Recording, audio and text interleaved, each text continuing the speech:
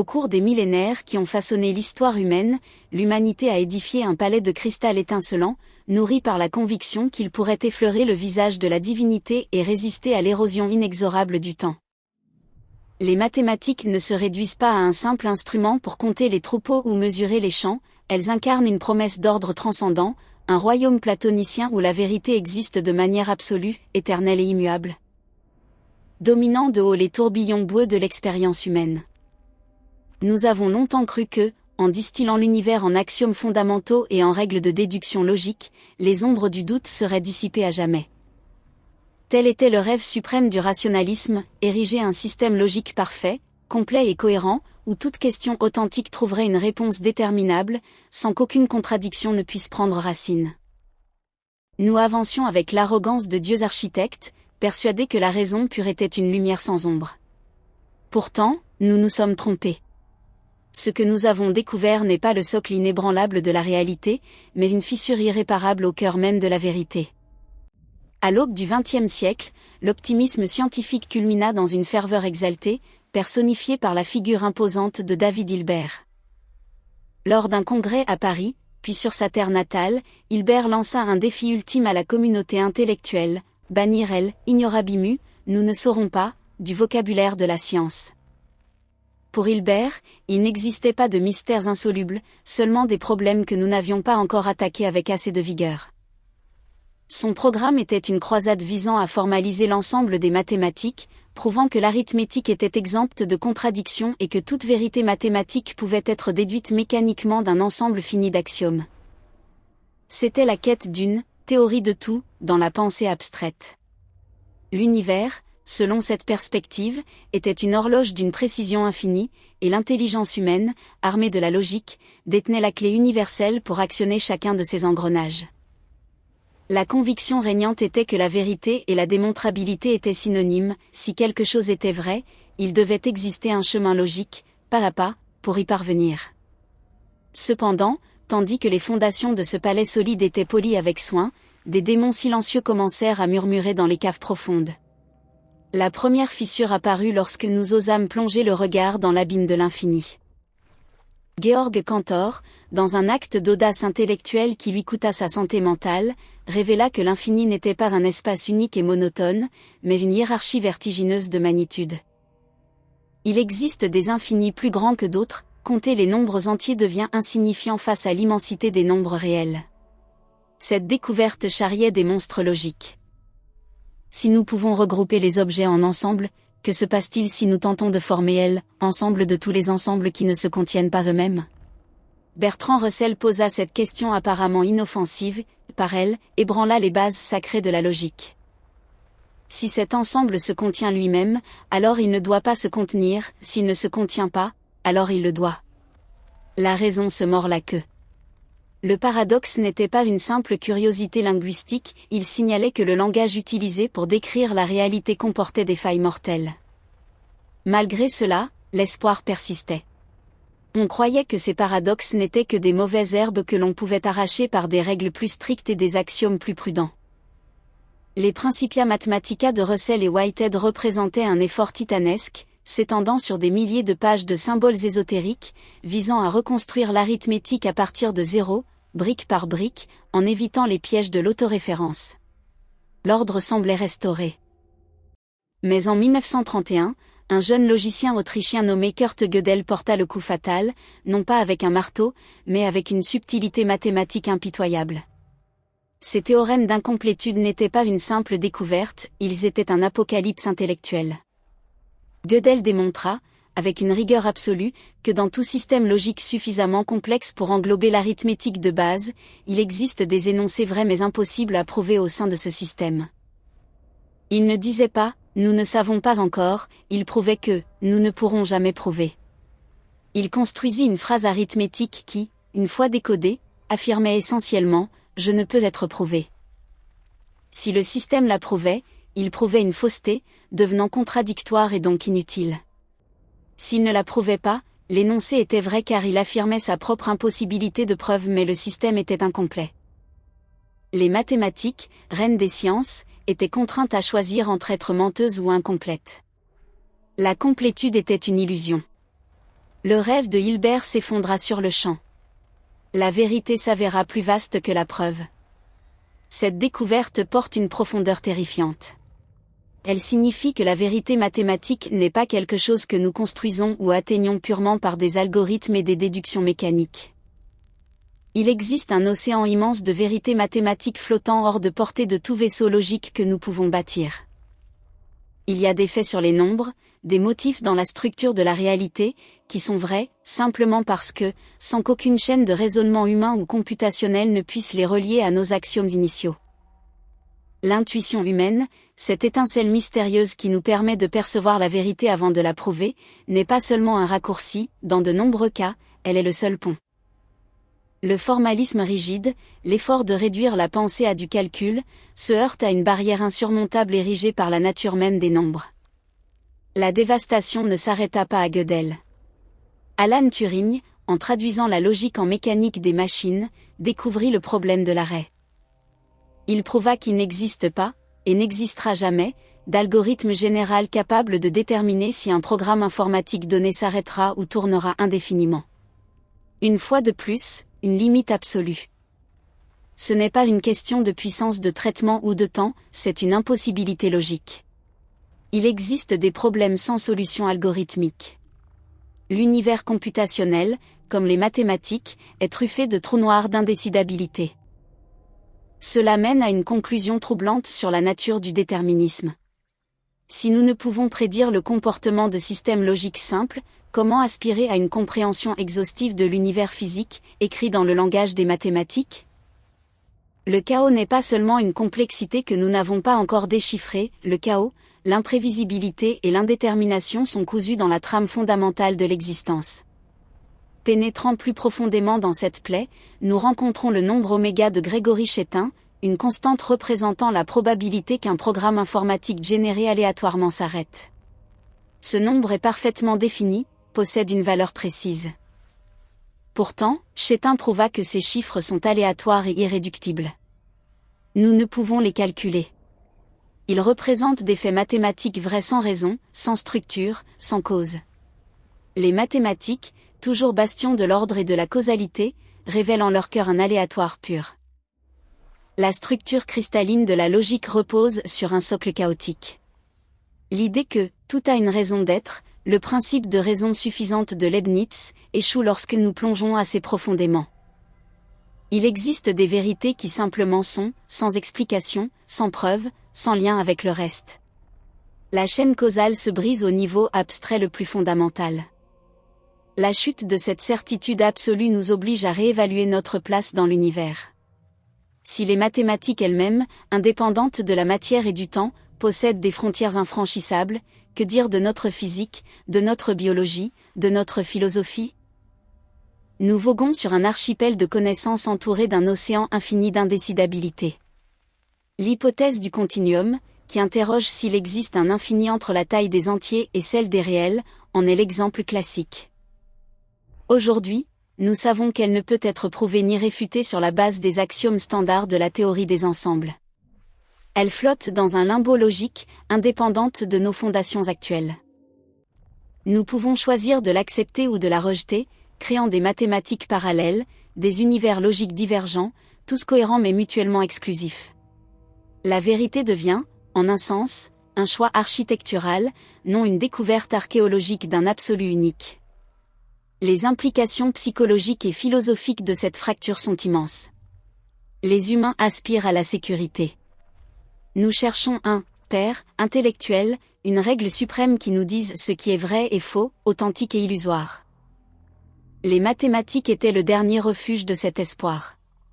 Lorsqu'elles échouent à fournir la complétude, nous sommes renvoyés à notre propre responsabilité. Il n'existe pas de « livre maître » au ciel où toutes les réponses sont écrites en encre d'or. Nous devons construire le sens. L'incomplétude n'est pas un défaut technique, c'est la condition d'existence de tout système aspirant à la complexité. Pour qu'un système puisse s'autoréférencer, parler de lui-même condition préalable à la conscience, il doit accepter la possibilité de paradoxe et de vide. Peut-être l'incomplétude est-elle le prix à payer pour la capacité de penser, de créer et d'être conscient. Un univers parfait, complet et cohérent serait une horloge statique et mortelle, incapable de générer la surprise de l'intelligence. En contemplant ce paysage fracturé, nous réalisons que la « vérité », avec un V majuscule s'est brisée en une myriade d'éclats. Mais il y a une beauté tragique et sublime dans ces fragments. Les mathématiques post-gödeliennes ne s'arrêtent pas, elles explosent en créativité. En acceptant que nous ne puissions prouver tout, nous nous libérons pour explorer de nouveaux axiomes, de nouvelles structures, de nouvelles façons de penser. La perte de la certitude absolue est le gain d'une liberté infinie. Nous cessons d'être des copistes de textes divins pour devenir des explorateurs dans une jungle primordiale, où la carte n'est pas seulement incomplète, mais où le territoire lui-même change au rythme de nos pas. Pourtant, le vertige persiste. Si les mathématiques sont le langage que nous utilisons pour décrire les lois physiques, et si ce langage possède des limites intrinsèques en termes d'expression et de preuve, cela suggère-t-il que la physique ultime pourrait aussi nous échapper? Peut-il exister des lois universelles vraies, régissant le mouvement des galaxies ou les vibrations des cordes subatomiques, mais que nous ne pourrons jamais déduire d'une théorie unifiée? Peut-être le rêve d'une « théorie de tout » en physique est-il aussi illusoire que le programme de Hilbert en mathématiques. Nous pourrions rencontrer des constantes physiques dont les valeurs sont comme les chiffres du nombre oméga, aléatoires, brutes, inexplicables. L'univers pourrait ne pas être un cosmos ordonné jusqu'au bout, mais un patchwork d'ordres locaux flottant sur un chaos primordial. La chute du déterminisme mathématique fait écho à celle du déterminisme laplacien. Pierre-Simon Laplace imaginait une intelligence qui, connaissant la position et l'élan de chaque particule de l'univers, pourrait prédire l'ensemble du futur et reconstruire l'ensemble du passé. La mécanique quantique a détruit cette idée sur le plan physique, en introduisant une probabilité irréductible. Mais Gödel et Turing l'ont anéanti sur le plan logique, avant même que nous ne scrutassions l'atome. Même dans un univers déterministe, un ordinateur contenu dans cet univers ne pourrait prédire son propre futur, car il tomberait dans une boucle d'autoréférence, tentant de calculer l'efficacité de son propre calcul. Le futur reste ouvert non seulement parce que les atomes sont capricieux, mais parce que la logique interdit une connaissance totale de soi. L'œil ne peut se voir lui-même, sauf par réflexion, un système ne peut prouver sa propre cohérence sans s'en extraire. Nous sommes ainsi condamnés à un progrès éternel, sans conclusion finale. La science et les mathématiques deviennent une tour de Babel s'élevant indéfiniment vers le ciel, mais dont le sommet reste inaccessible. Chaque niveau d'axiome nouveau que nous ajoutons pour résoudre les paradoxes du précédent engendre de nouveaux paradoxes, spécifiques à ce niveau. C'est une fuite en avant, une course aux armements contre l'infini. Et dans cette course, l'humilité devient l'armure la plus précieuse. Nous devons accepter qu'il existe des mystères non temporaires, mais structurels. Elle, inconnaissable, n'est pas un échec de notre intelligence, mais une caractéristique du paysage de la réalité. Le voyage à travers les ruines de la certitude nous conduit à interroger la nature même de l'intelligence humaine. Sommes-nous des machines de Turing faites de chair, contraintes par les mêmes limitations d'indécidabilité qui entravent le silicium? Ou bien l'intelligence humaine possède-t-elle un accès à des vérités non algorithmiques, comme le suggère le physicien Roger Penrose? Si nous pouvons voir la vérité de l'énoncé de Gödel, bien que tout système formel ne puisse le prouver, cela implique-t-il que la conscience transcende le calcul? C'est la frontière ultime, où les mathématiques, la philosophie et la neuroscience se heurtent. Si notre esprit saisit des vérités qu'aucun algorithme ne peut atteindre, alors nous ne sommes pas de simples robots biologiques. Il y a quelque chose dans l'intuition, dans la perception directe, platonicienne, qui échappe à la mécanisation. La chute de la preuve mécanique pourrait, ironiquement, être le salut de la dignité humaine. Nous sommes les oracles de l'indémontrable. Mais ne nous berçons pas d'illusions consolantes. L'abîme est réel.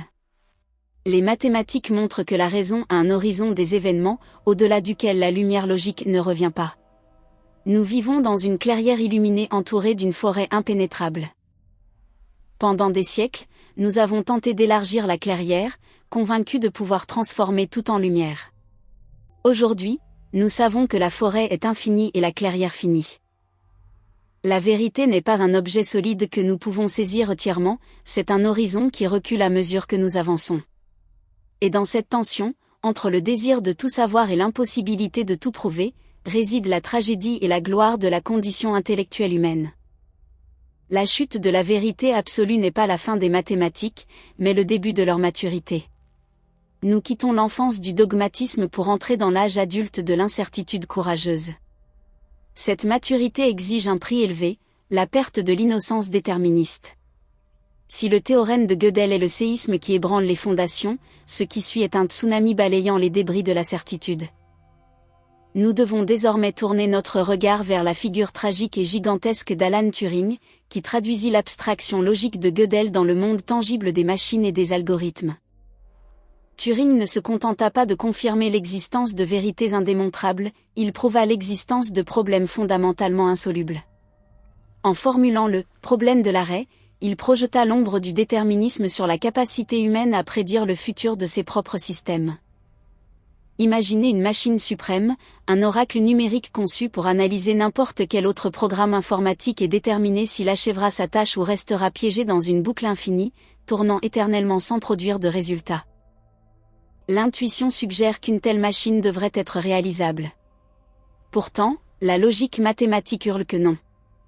Turing démontra, avec une subtilité cruelle, qu'un tel oracle est logiquement impossible. S'il existait, on pourrait créer un programme paradoxal qui fait l'opposé de ce que l'oracle prédit, générant une contradiction insoluble. Cela n'est pas une limitation technologique que nous surmonterons par des processeurs quantiques ou une intelligence artificielle avancée, c'est une barrière absolue, une loi de la nature aussi rigide que la vitesse de la lumière. Cela signifie que, dans l'univers vaste des mathématiques et du calcul, il existe des territoires où les réponses ne sont pas seulement inconnues, mais inconnaissables. Il y a des questions qui n'ont pas, et n'auront jamais, d'algorithme fournissant une réponse affirmative ou négative. La calculabilité a des frontières rigides, et au-delà d'elles gît le chaos de l'indécidabilité. Plongeant plus profondément dans cette blessure, nous découvrons le travail troublant de Gregory Chaitin et sa constante oméga. Chaitin injecta l'incomplétude au cœur de l'arithmétique, définissant un nombre représentant la probabilité qu'un programme informatique généré aléatoirement s'arrête.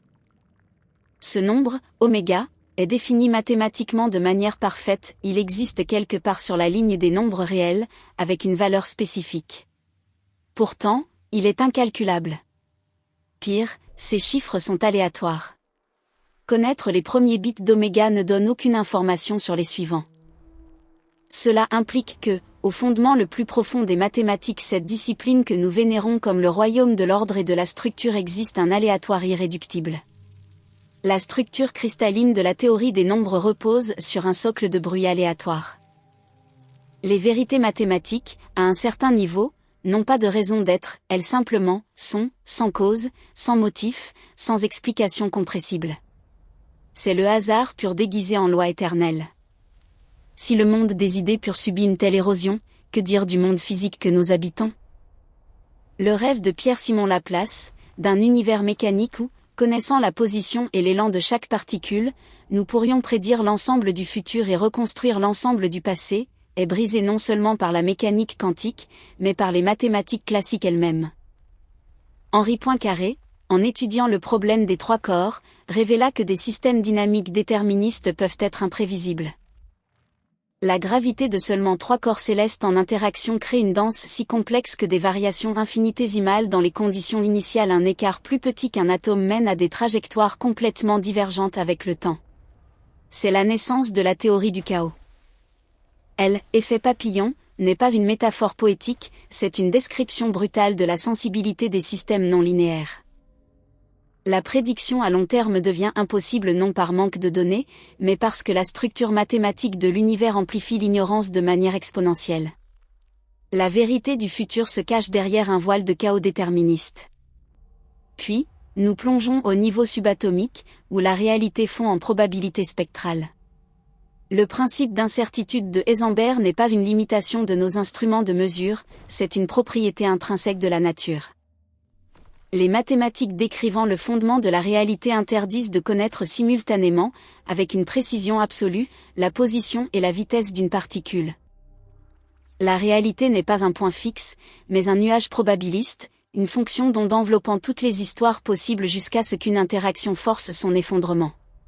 Ici, les mathématiques touchent aux limites de l'ontologie. La vérité sur la position d'un électron n'existe pas avant la mesure. L'univers, à son fondement, refuse la définition avec la précision absolue que les mathématiques classiques exigent. La logique booléenne, du « vrai ou faux », échoue face à la superposition quantique, où le chat de Schrödinger est vivant et mort, où la réponse est « oui » et « non » simultanément. Mais le coup fatal, celui qui démantèle véritablement la notion de vérité mathématique universelle et platonicienne, vient du problème de l'infini. Georg Cantor, père de la théorie des ensembles, fut poussé au bord de la folie en contemplant l'abîme des infinis de tailles différentes. Il prouva que l'infini des nombres réels est plus grand que celui des entiers. Mais existe-t-il un infini entre eux? Cette question, l'hypothèse du continuum, devint le Graal de la théorie des ensembles. La réponse, lorsqu'elle arriva enfin dans la seconde moitié du XXe siècle, par les travaux conjoints de Kurt Gödel et Paul Cohen, fut la plus troublante: la question est indépendante. Cela signifie qu'il est impossible de prouver qu'un tel infini existe, et impossible de prouver qu'il n'existe pas, en utilisant les axiomes standards des mathématiques. Mais contrairement à l'incomplétude de Gödel, qui suggère des vérités inaccessibles, la découverte de Cohen implique qu'il n'y a pas de vérité réelle à trouver. Nous, en tant qu'architectes de systèmes, devons choisir. Nous pouvons construire des mathématiques où l'hypothèse du continuum est vraie, et tout fonctionne parfaitement. Nous pouvons en construire d'autres où elle est fausse, et tout fonctionne aussi parfaitement. La vérité mathématique se ramifie en univers parallèles. Il n'existe pas de monde des formes platonicien unique attendant d'être découvert, il existe un multivers mathématique mutuellement exclusif. Les mathématiques cessent d'être une excavation archéologique de vérité divine pour devenir une forme d'art architectural. Nous ne découvrons pas la vérité, nous la légiférons. Cette découverte est vertigineuse. Cela signifie que, au fondement de toute la science, de la technologie, de notre compréhension de l'univers, existe un vide arbitraire. Les axiomes que nous choisissons comme l'axiome du choix ou l'hypothèse du continuum elle-même sont des actes de foi, non des vérités évidentes par elles-mêmes.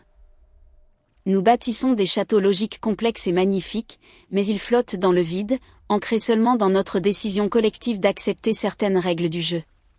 Si nous changeons les règles, la réalité mathématique change. La vérité perd ainsi son caractère absolu pour devenir relative. Elle est vraie dans ce système, sous ces hypothèses. Au-delà, la question perd son sens. Face à cela, la quête d'une théorie de tout en physique rencontre un obstacle redoutable. Si le langage même que nous utilisons pour décrire l'univers, les mathématiques, possède des failles structurelles, des trous noirs d'indécidabilité et des ramifications axiomatiques, comment espérer qu'il capture l'entièreté de l'existence physique? Peut-être l'univers physique est-il lui-même une manifestation de mathématiques incomplètes? Peut-être le Big Bang, les trous noirs et l'énergie sombre sont-ils les équivalents physiques de théorèmes indémontrables? Peut-être la réalité ultime est-elle incalculable? Cette perspective nous impose une humilité radicale.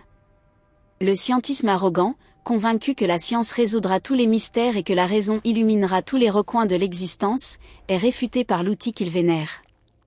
Les mathématiques prouvent que la raison a des limites. Il existe des mystères non temporaires, mais éternels. Il y a des silences que ni mots ni équations ne combleront. Accepter cela n'est pas abandonner la science, mais l'élever à un niveau de subtilité nouveau. C'est reconnaître que le mystère est un composant fondamental de la réalité, non un sous-produit de notre ignorance.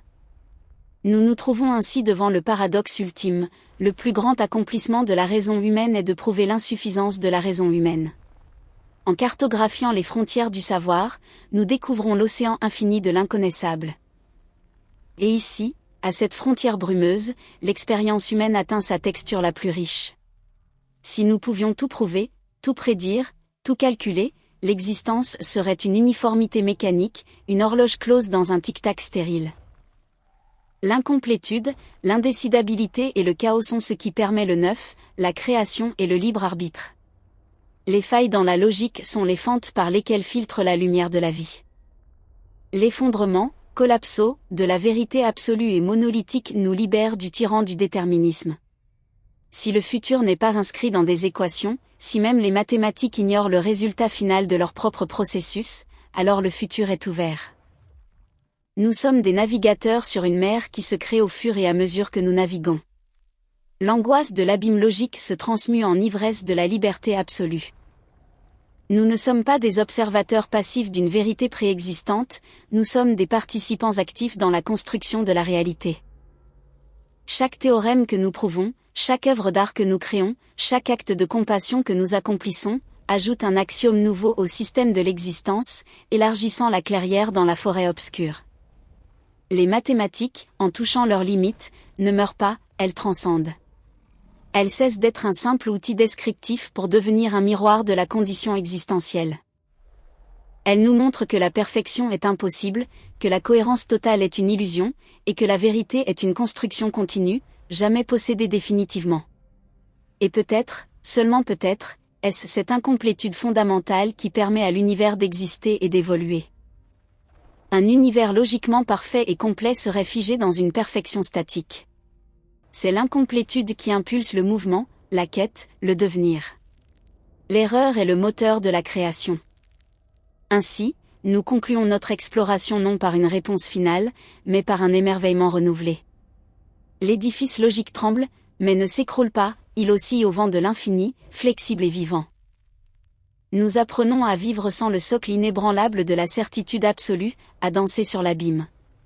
La vérité mathématique révèle non un roc immuable, mais un horizon embrasé, beau, terrifiant et éternellement inatteignable. Et dans cette quête éternelle, dans la tension entre la finitude humaine et l'infini abstrait, nous trouvons notre noblesse.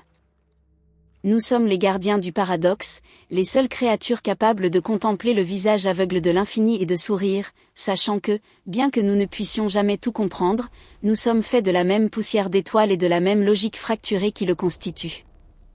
De ce point d'inflexion, où la logique admet sa propre fragilité, nous sommes contraints de plonger plus profondément dans le terrier du lapin, abandonnant la sécurité des preuves abstraites pour affronter les manifestations physiques de l'indétermination. Si Gödel a fissuré la tour d'ivoire de la logique pure, Alan Turing est celui qui a démoli ses fondations mécaniques. Imaginez, un instant, la machine universelle, ancêtre spirituel de tous les dispositifs qui dominent notre vie quotidienne. La promesse séduisante, avec assez de temps et d'instructions précises, tout problème peut être résolu, tout futur calculé. Mais dans les engrenages silencieux de la pensée algorithmique, surgit le problème de l'arrêt, une ombre qui refuse de se dissiper. Non seulement une limite technologique, mais une barrière ontologique insurmontable. Turing prouva l'impossibilité de créer un algorithme déterminant, pour tout programme, s'il atteint une conclusion ou reste coincé dans une boucle éternelle, tourbillonnant dans le néant pour toujours. Il existe ainsi une cécité fondamentale enchâssée dans la nature même du traitement de l'information. Il y a des vérités sur le comportement des systèmes inaccessibles de l'intérieur du système lui-même. Les ordinateurs, oracles modernes de silicium et de lumière, portent en leur cœur un horizon des événements au-delà duquel la prédiction mathématique est impossible. Le déterminisme computationnel, l'idée que l'univers peut être simulé et prédit avec une précision absolue si la puissance de traitement est suffisante, s'effondre face à cette réalité. Le futur n'est pas seulement inconnu, dans une certaine mesure, il est incalculable. Élargissant cette perspective au fondement de la réalité physique, le rêve de Pierre-Simon Laplace, le démon omniscient qui, connaissant la position et l'élan de chaque atome, pourrait prédire le futur de l'univers est finalement exorcisé non par un manque de données, mais par la nature intrinsèque du chaos. Les mathématiques des systèmes dynamiques non linéaires révèlent que l'univers n'est pas une horloge suisse, mais une tempête chaotique. La sensibilité aux conditions initiales, omniprésente comme l'effet papillon, n'est pas une métaphore poétique, mais un verdict sévère. Des variations infinitésimales, plus petites que le diamètre d'un électron dans les mesures initiales d'un système, s'amplifient exponentiellement jusqu'à ce que toute prédiction s'effondre en bruit. Les frontières de la prédictibilité reculent. Les mathématiques nous enseignent ici l'humilité face à la complexité. Le temps qu'il fait, l'écoulement turbulent des fluides, le rythme cardiaque humain et les orbites planétaires sur de longues échelles de temps échappent à notre contrôle absolu. La vérité sur la position future d'un système n'existe pas comme un point fixe attendant d'être découvert, elle se construit instant par instant, dans la danse frénétique des rétroactions et des interactions. La réalité est un processus, non une destination. L'effort pour capturer le monde dans des équations linéaires et prédictibles ressemble à tenter de retenir l'eau dans un point serré, plus on force, plus le fluide s'échappe entre les doigts. La linéarité est l'exception confortable, la non-linéarité est la règle sauvage de l'univers. Et si la structure macroscopique de l'univers refuse la certitude par le chaos, la structure microscopique la détruit par la mécanique quantique. Ici, les mathématiques touchent au voile mystique du rationnel. Le principe d'incertitude n'est pas une limitation des outils de mesure, mais une caractéristique fondamentale de la nature. La position et l'élan d'une particule ne peuvent être connus simultanément avec une précision infinie, non parce que nous sommes maladroits, mais parce que ces grandeurs n'existent pas simultanément avec une précision définie avant la mesure. La réalité, à son niveau le plus fondamental, est probabiliste, non déterministe. La fonction d'onde, entité mathématique décrivant l'état d'un système quantique, ne dit pas ce qui est, mais ce qui pourrait être. La vérité, au niveau subatomique, fond en un nuage de potentiel. L'électron n'est ni ici ni là, il habite une superposition d'états, un fantôme mathématique jusqu'à ce que l'interaction avec un observateur force son effondrement en réalité tangible. Cela implique une conclusion vertigineuse, l'univers n'est pas une scène passive sur laquelle nous jouons, il participe. Les questions que nous posons à la nature déterminent les réponses qu'elle donne. Les mathématiques cessent d'être une description d'objets isolés pour devenir un langage interactif. Le « chose en soi » kantien reste voilé, ce que nous accédons est relationnel, écho, ombre projetée sur la paroi de la caverne de Platon, désormais illuminée par des lasers et des accélérateurs de particules. Plongeant plus loin, nous atteignons la frontière ultime où les mathématiques rencontrent l'aléatoire pur, le nombre oméga de Chaitin. Grégory Chaitin, bâtissant sur les épaules de Gödel et Turing, définit une constante représentant la probabilité qu'un programme informatique généré aléatoirement s'arrête. Ce nombre, bien que défini parfaitement, est incalculable. Ces chiffres sont aléatoires, sans motif, sans structure. Il contient, dans sa chaîne infinie et chaotique, les réponses à tous les théorèmes mathématiques possibles, mais codés de manière que nous ne pourrons jamais les décoder complètement. Oméga est la preuve que la structure mathématique pure contient des poches d'aléatoires irréductibles. Il existe des vérités mathématiques vraies sans raison, sans cause, sans chaîne de preuves les reliant. Le principe de raison suffisante de Leibniz échoue. Quelque part, au cœur de la logique, Dieu joue au dé, et les dés sont truqués par l'infini. Cette prise de conscience est l'effondrement final du rêve rationaliste du XIXe siècle, mais la naissance d'une liberté existentielle du XXIe. Si l'univers était entièrement explicable, entièrement prédictible et logiquement complet, il serait une prison de cristal. Tout ce qui arrive, tout ce que nous pensons et ressentons, ne serait que le déroulement inévitable d'équations écrites au Big Bang. Pas de place pour le nouveau, la surprise, la création authentique. L'incomplétude, le chaos et l'indétermination quantique sont les fentes par lesquelles la lumière de la liberté pénètre le mécanisme cosmique. Les failles dans l'armure logique sont en réalité les espaces où la conscience respire. Parce que nous ne pouvons tout prouver, nous sommes libres de croire. Parce que nous ne pouvons tout prédire, nous sommes libres de choisir. Parce que la réalité n'est fixée qu'à l'observation, nous sommes co-auteurs de l'histoire de l'univers. Les mathématiques, en traçant les contours du savoir, esquissent les contours de l'âme humaine. Elles nous libèrent du mécanisme froid et nous restituent un univers enchanté, dangereux et ouvert. Nous nous tenons donc devant une forme nouvelle de sacré. Non le sacré des dogmes religieux, mais le sacré du mystère irréductible. La science et les mathématiques ne dépouillent pas le monde de sa magie, au contraire, elles révèlent un monde plus étrange, plus vaste et plus complexe que n'importe quel mythe ne pourrait l'imaginer. La vérité, avec un V majuscule, se fragmente en milliards de vérités locales, contextuelles et vibrantes. L'effondrement de la vérité absolue est le fondement d'une éthique de la responsabilité. S'il n'y a pas de scénario préécrit, si le futur n'est pas garanti par des lois déterministes, alors le fardeau de devenir retombe sur nos épaules. C'est à nous d'apporter du sens au silence infini de l'espace.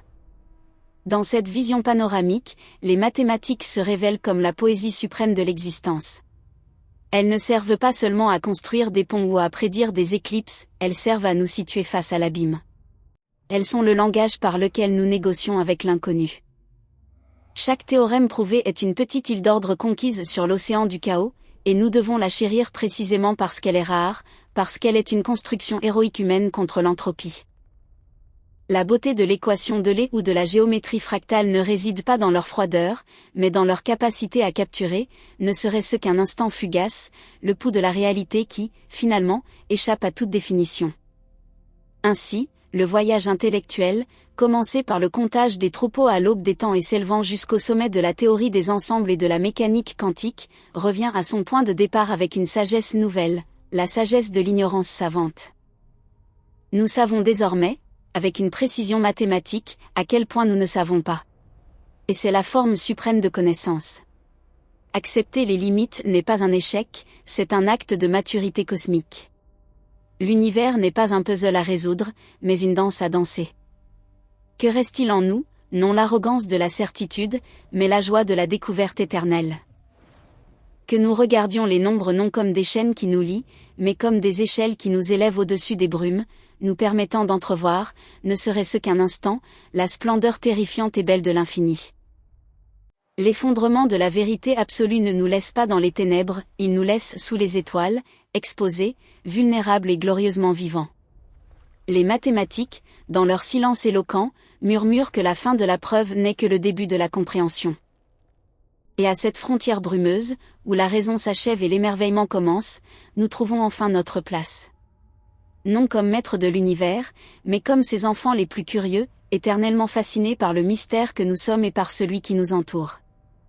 J'exprime une profonde gratitude et un respect sincère envers les géants intellectuels qui ont forgé cette vision du monde, sacrifiant leur vie dans la quête de la compréhension des limites de la raison, à Alan Turing, pour avoir éclairé les limites du calcul et de l'intelligence mécanique, à Henri Poincaré et Edward Lorenz, pour nous avoir révélé la beauté imprévisible du chaos, à Werner Heisenberg et Erwin Schrödinger, pour avoir dévoilé la nature probabiliste de la réalité, et à Grégory Chétain, pour avoir illuminé l'aléatoire au cœur des mathématiques pures.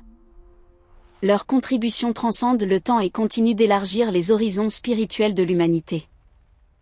Nous honorons également Kurt Gödel pour ses théorèmes d'incomplétude révolutionnaires qui ont transformé notre compréhension des limites mathématiques, Georg Cantor pour son courage dans l'exploration de l'infini et de l'hypothèse du continuum, Bertrand Russell et Alfred North Whitehead pour leur effort monumental dans les Principia Mathematica, David Hilbert pour son programme ambitieux qui a propulsé la logique moderne, Pierre-Simon Laplace pour sa vision déterministe qui a alimenté les débats sur la liberté et la prédiction, et Roger Penrose pour ses réflexions profondes sur la conscience et l'incalculabilité. Leur dévouement silencieux et leurs efforts persistants ont enrichi le savoir humain et la société, ouvrant la voie aux générations futures pour explorer les mystères de l'univers.